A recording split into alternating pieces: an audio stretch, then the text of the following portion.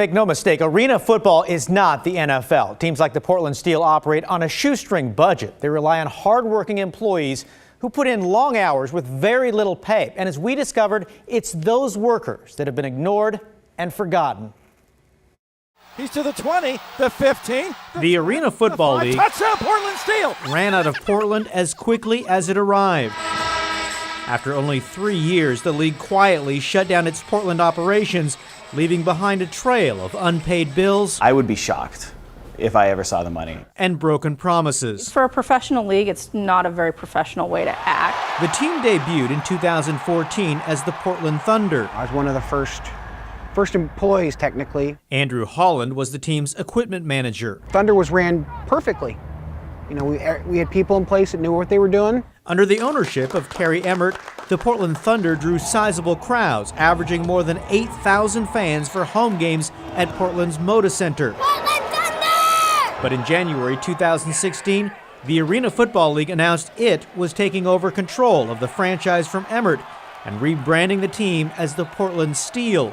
In a press release, Commissioner Scott Butera wrote, "We highly value the Thunder fans, and this step was needed to stabilize the team in the Portland market." According to former employees, that was the beginning of the end. It just made me sad to see such a once promising league be, so shady. The franchise struggled, attendance dwindled, and by the end of the 2016 season, the team was finished. There was no official announcement.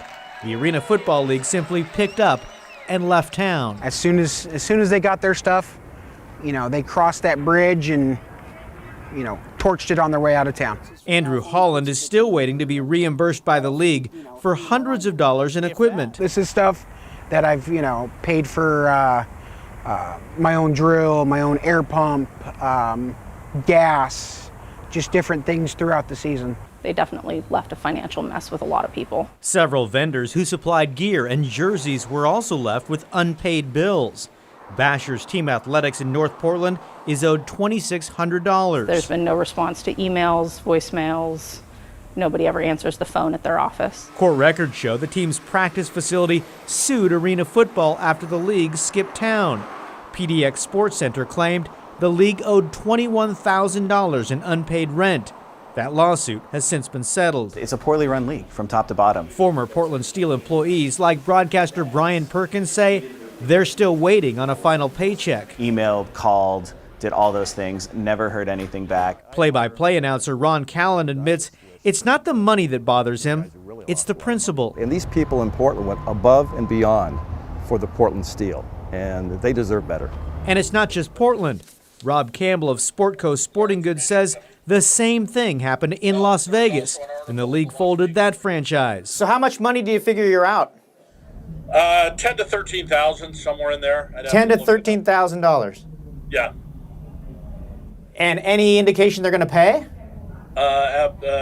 None at all. Meanwhile, the Arena Football League still appears to be prosperous, with big-name sponsors and millionaire owners. In August, the league celebrated its championship game with Arena Bowl 30. The trophy! The former employees and vendors who are waiting to be paid complain the league has gone silent. It's like an ex-girlfriend that, we don't want to talk to anymore. We couldn't get a response after sending emails and calling the league's Las Vegas headquarters. The voicemail box for this user is full. The Arena Football League has a long history of moving teams and players from town to town, and Portland was just one more stop before the league packed up and left without paying its bills.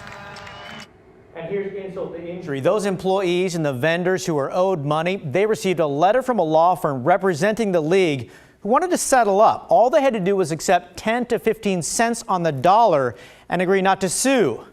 They've all said, don't bother. Kyle Aboshi, KGW News.